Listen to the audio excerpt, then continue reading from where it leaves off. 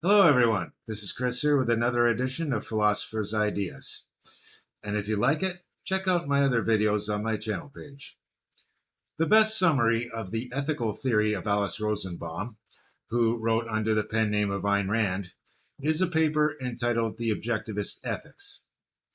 She delivered this at an ethics symposium at the University of Wisconsin in 1961. It is reprinted in her 1964 book, The Virtue of Selfishness. It may be interesting to note that Rand chose that book's title for the reason that makes you afraid of it. Rand writes in this kind of polemic style, having a sense that she needs to wake up the public. Now, some might wonder why I'm even covering this, because there is a phenomenon of Ayn Rand not being commonly regarded as a philosopher by academics. I say she was a philosopher by the standard of being someone who generated theories of metaphysics, epistemology, and ethics. I detect a resentment of the fact that she was not a professor, reflecting an immoral desire for what an economist would call a barrier to entry. As a matter of disclosure, I am not now and never have been a member or follower of the institute that Rand founded to promote her ideas. According to Rand, we are facing a moral crisis because we have been for centuries asking the wrong question at the beginning of the inquiry and subsequently choosing as a value something that can lead to a disaster in practice. As a result, we have never discovered ethics. She says, the first question that has to be answered as a precondition of any attempt to define, to judge, or to accept any specific system of ethics is, why does man need a code of values? Let me stress this. The first question is not, what particular code of values should man accept? The first question is, does man need values at all, and why? This is the important question because if the reason why we supposedly need values is to heed to a custom, then ethics becomes a subjective project of edict that cannot be rationally justified. It becomes circular reasoning. And so, no philosopher before, according to Rand, has ever produced a rational and scientific code of ethics. Instead, she says that they, quote, took the existence of ethics for granted as the given, as a historical fact, and were not concerned with discovering its metaphysical cause or objective validation, unquote. As to what this means historically, Aristotle serves as a good example. In his Nicomachean Ethics, he looks to define the virtues in accord with popular opinion on what acts are virtuous. What if instead we ask ourselves why we feel we need to form an opinion at all about the moral worth of an act? Would we then come up with different opinions? According to Rand, such a derived view will prohibit a commonly accepted moral opinion that one man has the right to demand of another man that he be his brother's keeper. Her general lament about the history of ethics is that this assumption of the validity of altruism has never been questioned, even by those who proposed a morality not based on religion. The alternative Rand proposes is that the need for values is based on a metaphysical, unalterable fact. She will argue that the nature of man's life necessitates the choosing of values, and that this fact entails that each man's own life be the standard of moral conduct, with nature as the legislator and rational selfishness as a concept of the values required for it. Further, by having life itself as the standard, Rand seeks to overturn the fact-value dichotomy, a conventional wisdom since David Hume in the 18th century that a statement about what is cannot justify a statement about what ought to be. Rand starts her argument with the need to challenge the ethical theories of her predecessors and contemporaries as irrational. She says,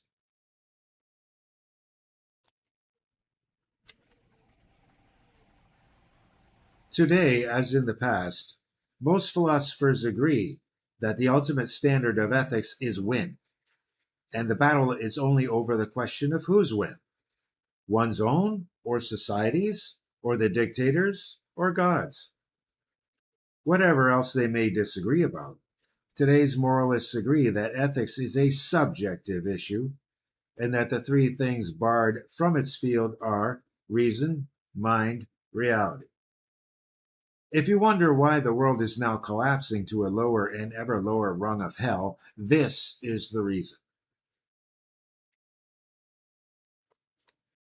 We may be tempted at this point to write off as hyperbole this claim that her contemporaries are barring reason, mind, and reality from moral inquiry. For an example of why we should be open to it, I propose the debate about God's existence between Bertrand Russell and Father Copleston, in which one of Copleston's arguments is that our moral feelings imply the existence of God as their source. Russell candidly states that he thinks he can distinguish between good and bad acts by feelings in the same way that he distinguishes between blue and yellow objects by means of perception, although to Russell's credit, he admits to not knowing how it works. So Rand proposes to dismantle the irrational ethics by returning to the beginning with the question of what are values and why we need them. In terms of the history of modern ethics, Rand questions the value judgment of altruism common to Christianity, Auguste Comte, and the utilitarians whose standard is the greatest happiness to the greatest number. However, in the duty-based ethic of Immanuel Kant, it becomes an imperfect duty, meaning that it does not violate morality directly to not help others, but fails to maximize humanity in oneself and others. Rand's definition of a value is, quote, that which one acts to gain and or keep, unquote. In addition to what is valued, there must also be an entity that is capable of choosing some goal, so that there is also a for the sake of which, in addition to a what. The goal must exist in the face of an alternative choice. Otherwise, there would be no values. An entity that cannot choose to act, to gain, or keep something cannot have values. The concept of value only applies to a living entity that can have or originate goals.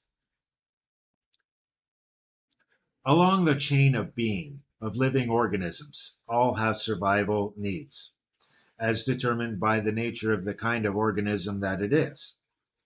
An organism that fails to do what is required for survival will perish. Life can only continue by a constant process of self-sustaining action. For lower animals, this is often automatic or by naturally implanted instinct. But man may choose actions leading to his own destruction.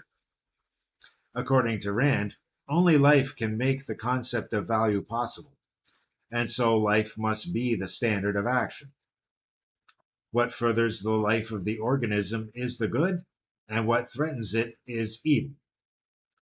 It is also the ultimate goal or final end or summum bonum that determines the value of lesser goals. She will go on to expand this claim to apply to the being that she calls man qua man, or man as rational being, and this will allow her to have ethics make assertions beyond merely demanding survival as an organism. For now, though, it is with the claim of life as the standard of conduct that she seeks to refute the denial of a relation between values and facts. She says,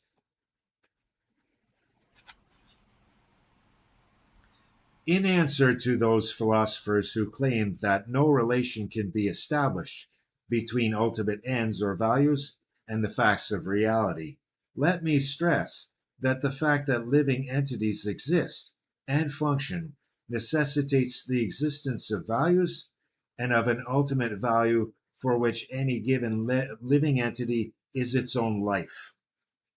Thus, the validation of value judgments is to be achieved by reference to the facts of reality. The fact that a living entity is determines what it ought to do. So much for the issue of the relation between is and ought.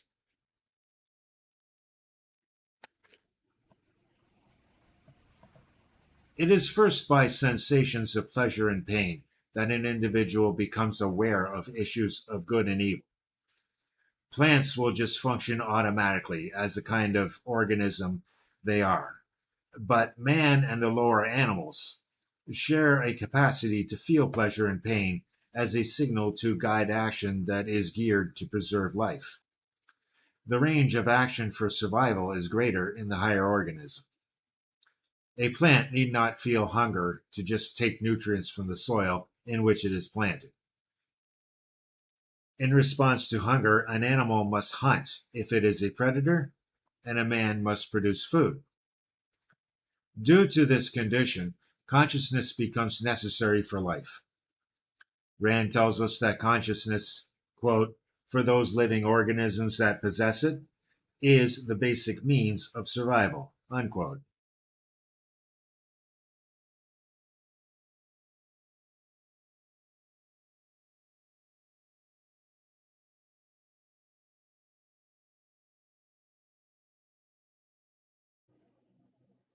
Rand regards the lower animals as operating on a perceptual level, with them being able to integrate sensations into the perception of concrete objects. She claims that an animal's consciousness is such that, quote, its senses provide it with an automatic code of values, an automatic knowledge of what is good for it or evil, unquote.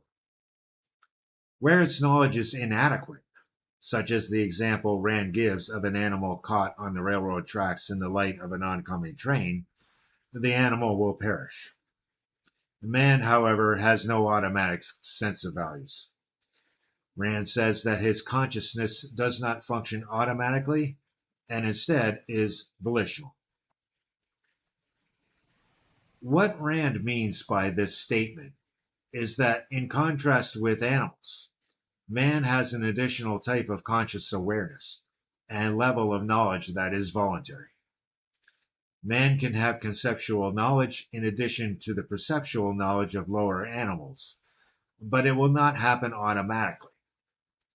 In this context, Rand defines a concept as, quote, a mental integration of two or more perceptual concretes, which are isolated by a process of abstraction and united by means of a specific definition, unquote. The faculty of reason is what allows us to further conceptualize and build knowledge through further noticing of relations and differences, further abstractions, drawing inferences, and so on, to expand knowledge into a continually growing sum. This process is what Rand calls thinking, and one's freedom to engage in it or not is how she means consciousness to be volitional.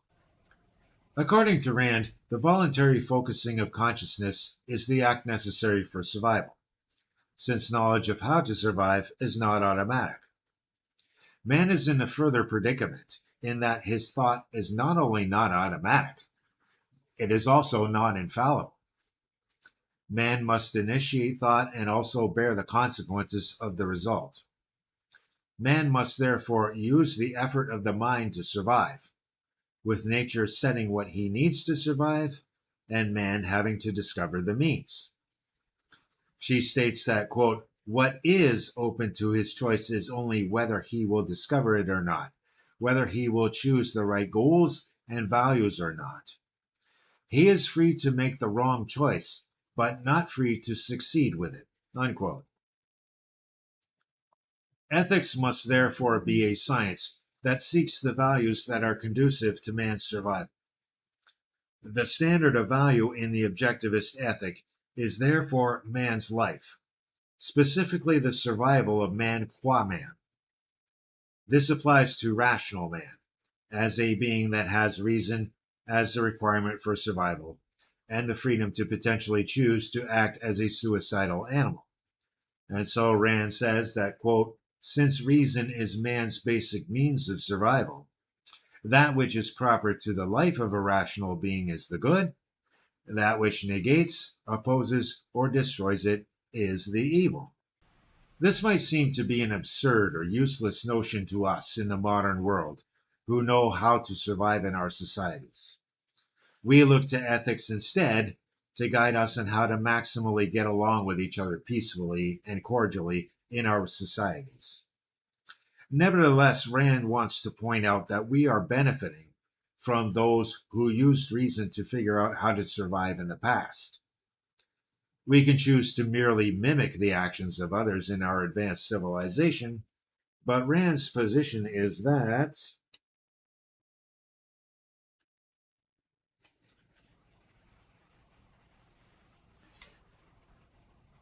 if some men do not choose to think, but survive by imitating and repeating, like trained animals, the routine of sounds and motions they learned from others, never making an effort to understand their own work, it still remains true that their survival is made possible only by those who did choose to think and to discover the motions they are repeating. The survival of such mental parasites depends on blind chance. Their unfocused minds are unable to know whom to imitate, whose motions it is safe to follow. They are the men who march into the abyss, trailing after any destroyer who promises them to assume the responsibility they evade, the responsibility of being conscious. And so, without a requirement to use reason, no matter how our advanced civilization might become, the result may be to follow a strong man into a brutal dictatorship, because he may protect us from having to make our own decisions. And so we see why Rand considers it vitally important to expand life as a standard of conduct into the survival of man qua man. It does not refer merely to physical or momentary survival of the individual as an organism, but rather, she says, the terms, methods, conditions, and goals required for the survival of a rational being through the whole of his lifespan, in all those aspects of existence which are open to his choice. Unquote. While man's life in this sense is the standard of value in the objectivist ethic, the purpose will be his own life, as every man has his own reason and choices. His happiness is not a separate issue in this regard, and so his happiness, in Rand's argument, will turn to be his purpose. His three cardinal values to achieve it are reason, purpose, and self-esteem, with corresponding virtues of rationality, productiveness, and pride.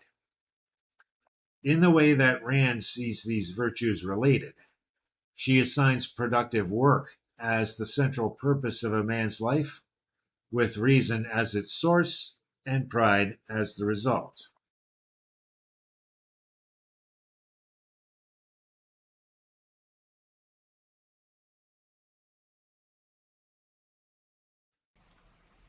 In Rand's ethic, pride and happiness play the role of the Greek concept of eudaimonia, the means by which virtue becomes its own reward.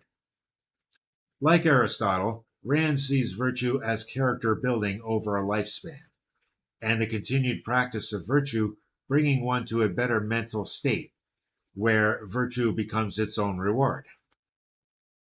Her virtue of pride, she says, is best described as moral ambitiousness, and says of it, quote, one must earn the right to hold oneself as one's own highest value by achieving one's own moral perfection, unquote.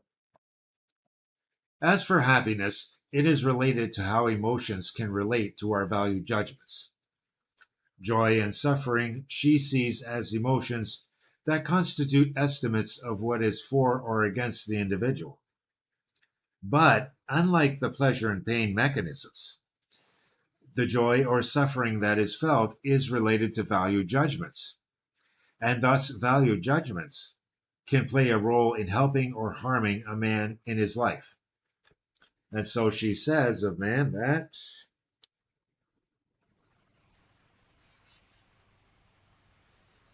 man has no choice about his capacity to feel that something is good for him or evil, but what he will consider good or evil, what will give him joy or pain, what he will love or hate, desire or fear, depends on his standard of value. If he chooses irrational values, he switches his emotional mechanism from the role of his guardian to the role of his destroyer.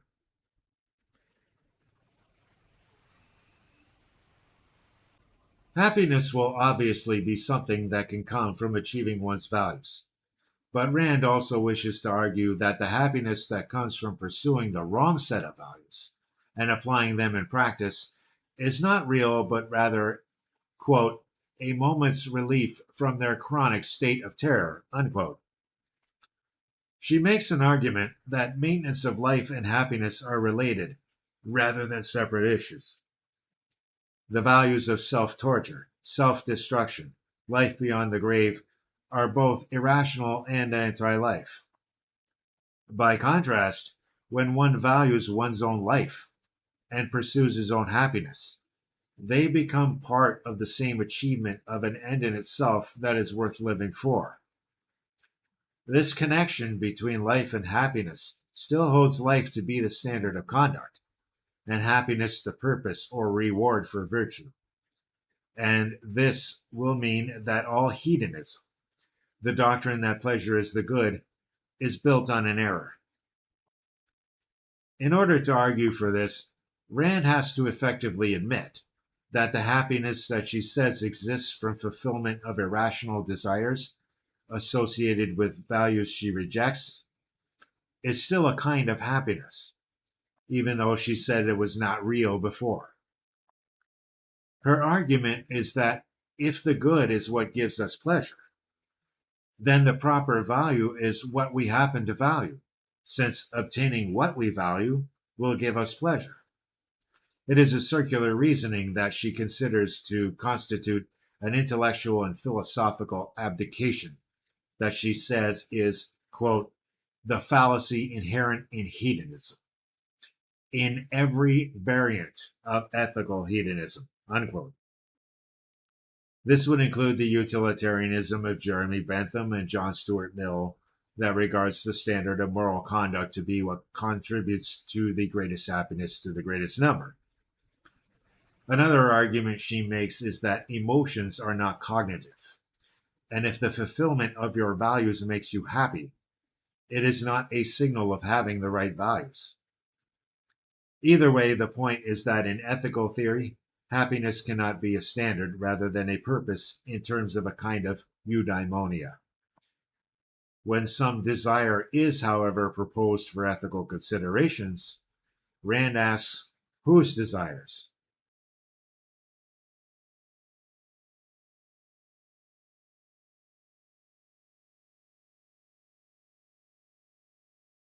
In her view, if desire of any kind is admitted as an ethical goal, then, quote, men have no choice but to hate, fear, and fight one another, because their desires and interests will necessarily clash. Then one man's desire to produce and another man's desire to rob him have equal ethical validity, unquote.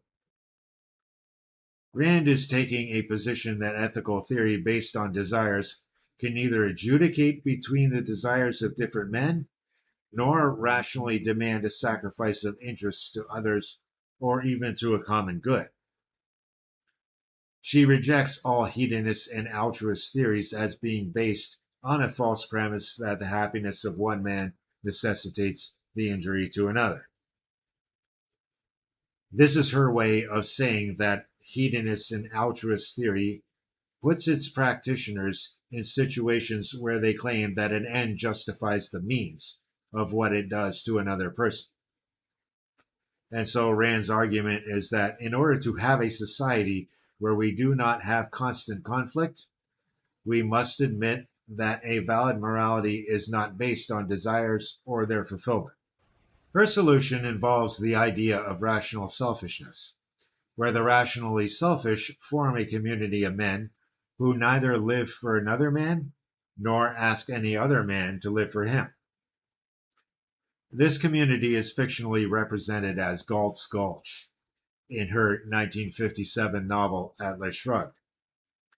This anarchist community that claims sovereignty has a citizenship oath that says, quote, "I swear by my life and my love of it, that I will never live for the sake of another man, nor ask another man to live for mine," unquote. Under the concept of rational selfishness, the objectivist insists that, she says,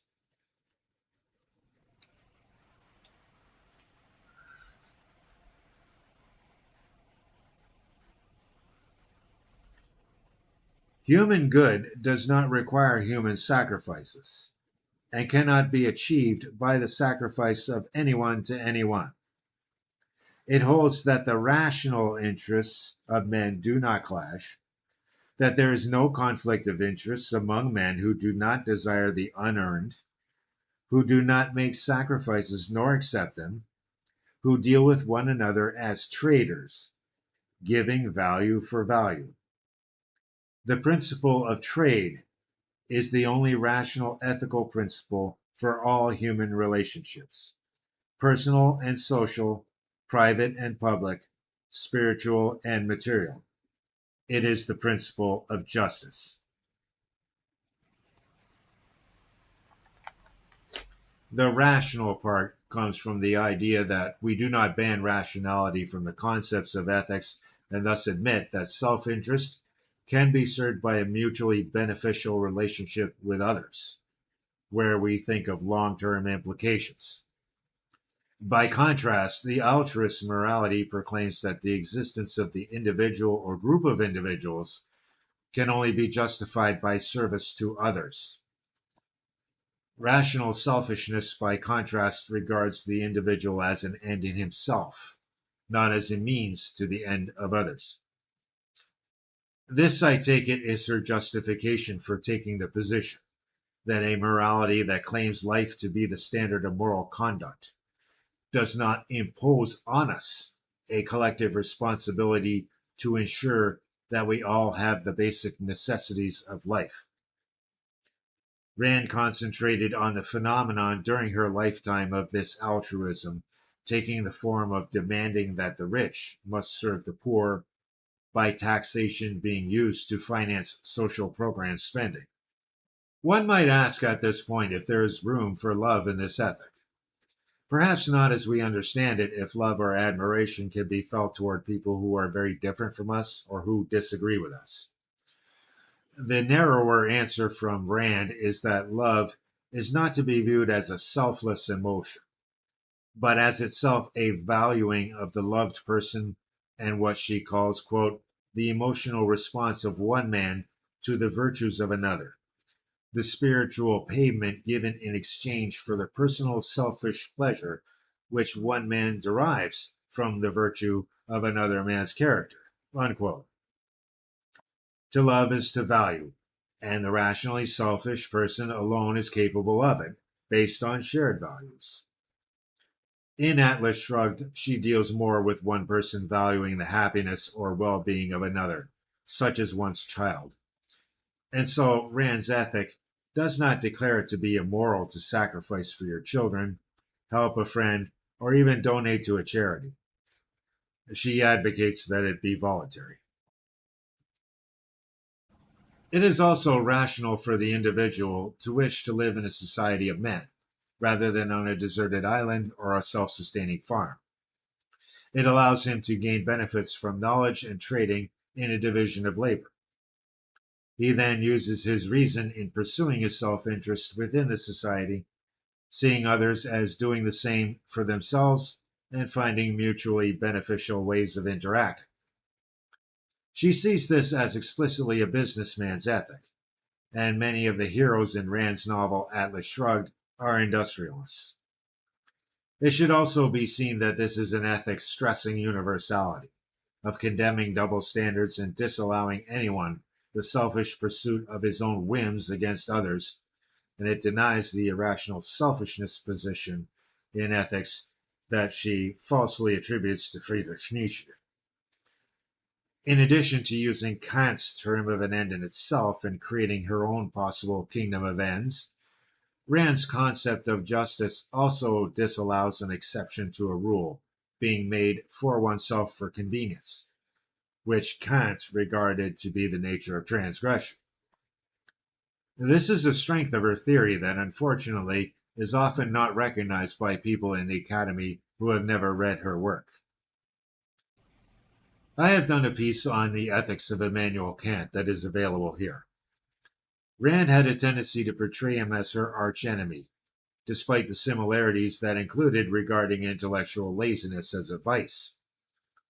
Duty is the important difference between Rand and Kant, and she addresses it in an article called Duty versus Causality, included in her book Philosophy Who Needs It. Rand insists on judging acts on the basis of consequences, rather than the issue of whether an act is done from a sense of duty.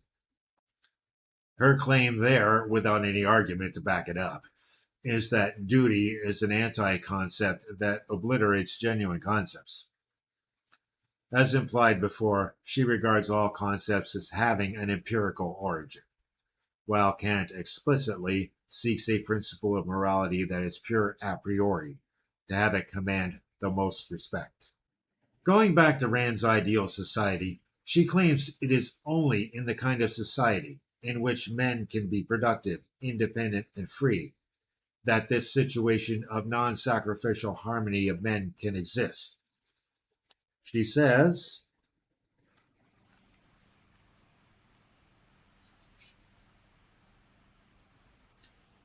these very benefits indicate, delimit, and define what kind of men can be of value to one another and in what kind of society.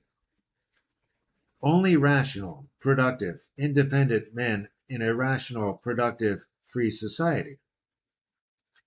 Parasites, moochers, looters, brutes, and thugs can be of no value to a human being, nor can he gain any benefit from living in a society geared to their needs, demands, and protection.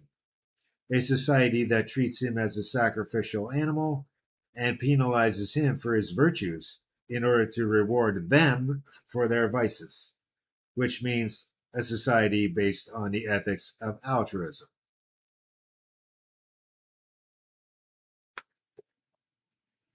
Rand seems to show a similarity with Nietzsche's theory of master and slave morals in claiming that a slave morality has been thrust upon us, where the weak have managed to proclaim as evil the actions of the strong. There are similarities, but Rand would never have accepted Nietzsche's genealogy of morals, under which her Jewish ancestors are to blame for having created it. I don't think Rand even cared about the issue of who originally created altruism or how. Also, for Nietzsche, there is no objective proof of any morality.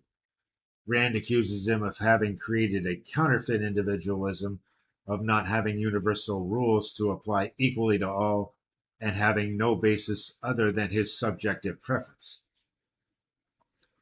The political principle of objectivist ethics is that no man may initiate physical force against another. The use of force for a purpose other than self-defense is to be the monopoly of government, and the sole moral purpose and justification of government is to protect men's right to life, liberty, property, and the pursuit of happiness. As such, politically, Rand was generally a libertarian who advocated a laissez-faire capitalism that she would often describe as a complete separation of government and economics, in which not only would government be required not to regulate businesses, but also that it would be considered corruption for the businessman to try to influence governments to intervene into the economy for his benefit. This also included free trade in terms of both the free movement of labor and capital. Presumably, this means immigration of cheaper labor from the third world, even though it means poor whites being told that they exist to serve others. Labor unions at the time opposed that.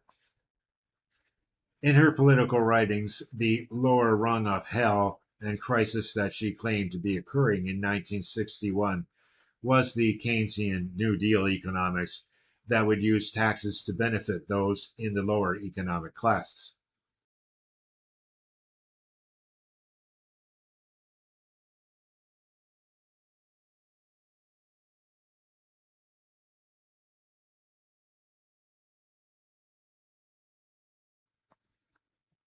As for critical commentary on politics and economics, the problem is that if I go into it, I'll end up going for too long and venture away from ethics. If you want to know, I don't buy into the idea that an ethic of egoism requires a winner take all system rather than it being rationally selfish to benefit from a mixed economy and protection from free trade that has proven its worth. Throughout this presentation, I have tried to focus on Rand's ethic as a philosophical theory without hyperbole, although I felt I had to let hers through. She claims to have found a way around the fact-value dichotomy by making life the standard of value and claiming that life necessitating values means that values are based on facts. Rand's is might be said to have proven what a natural instinct ought to do, but I will defend Hume on this matter of whether she proved what men with free will ought to do. I see a man getting murdered and may feel and believe it is wrong, may dislike the consequences, may be tempted to infer that is wrong. But wrongness is not an object of perception. Ultimately, the is-ought distinction is part of the a posteriori a priori distinction between what comes from sense experience and what is thought independently of sense experience, with ethical propositions being a priori. As for her contention that life without values would not be possible, I have a hard time interpreting this as something other than a statement that valuing suicide would be self-nullifying because it would destroy the creator of values. This is an operation of Kant's categorical imperative, that if we will it to be a universal law, we would be willing it to negate itself, and that we can assess that to be the case by means of a priori reason. This was Kant's way around the fact-value dichotomy, to base the supreme principle of morality on nothing empirical. Even if Rand had proven that we ought to do what is needed to survive, it does not mean that we should also leap to justifying a doctrine that we need more of the same to flourish, or even that we should flourish. Perhaps we would need different values to flourish, or a different set of values once we do. This last point is important when we consider her virtue of productiveness and the phenomenon of people having useless or semi-useless hobbies like building things in a garage. She seems to imply, but never says, that such behavior is immoral, and many of the heroes in Atlas Shrugged think about nothing but the work they do for money. I would argue that the immoral act would be to turn men into economic units who live in order to work, when they could work in order to live. Is that not turning men into a means to an end? It also forgets that many scientific advances, especially in mathematics, were done from bare curiosity about the world, with no reward or practical application at the time. If flourishing does not necessarily require the exact same values as bare survival, then I would be inclined to say that a morality that says the preservation of life is the standard must require a collective duty to construct a society such that it ensures that all persons have at least sufficient income for basic needs, with greed taking a back seat. To many critics, love is a weak point in Rand's theory, thinking that she is going down the road of a clearly false psychology. In a televised interview, Mike Walsh accused her of making love sound like a business deal. In her own life, Rand was notorious for expressing hostility toward others who expressed different opinions, as if they had some hostile motive. In reality, many people marry someone with a different religion, or none at all, or who have different political opinions. Among men, William F. Buckley and John Kenneth Galbraith were known to be good friends, although you would not think so based solely on their banter about economics on Buckley's firing line program. And this is a good lesson for people today. We can, and arguably should, extend friendship to people who have good intentions behind their disagreements with us, and admit a possibility that they may be just mistaken rather than evil. Despite my objections to Rand's claim to have put her ethic on a firm foundation, she nevertheless had justification to proclaim herself as a champion of enlightenment, as well as aristocratic values such as courage and pride. It is something she shares with the ancient Greeks, although they saw themselves as members of societies as well as just individuals. Rand also seems to be returning to ancient Greece with the question of the good life and what we should want, which is something missing or de-emphasized in modern philosophy. It is not difficult to see how altruism could lead people who do not think for themselves to support the establishment of something contrary to civilization. Dictators who wreck their countries rely upon people's desires to be part of some in-group and conform.